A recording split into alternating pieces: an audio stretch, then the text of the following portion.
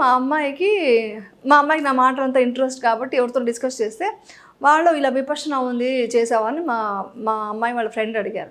విపర్శన ఏంటి అని అంటే ఇలా 10 days ఉండాలి, ఆర్యమౌనంతో ఉండాలి అవన్నీ చెప్తే నాకు వచ్చి చెప్పింది. నేను ఇలా బుక్ చేసుకొని వెళ్తున్నానంటే ఓకే వెళ్ళు అన్నాను.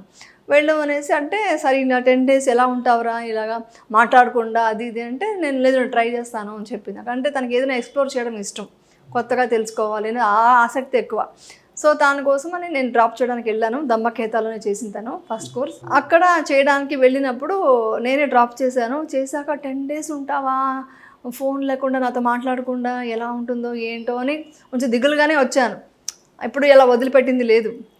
అందుకని కొంచెం దిగులుగా సరేరా చూడు ఎలా చేసుకుంటావో ఏంటో 10 days అంటున్నావు అనేసి అనుకుంటూ నేను రోజు ప్రే చేసుకున్నాను. నాకు ఏమని అమ్మ తనకు బాగా జరగాలి, ఏం ప్రాబ్లం అవ్వకూడదు అనుకుంటున్నాను డైలీ.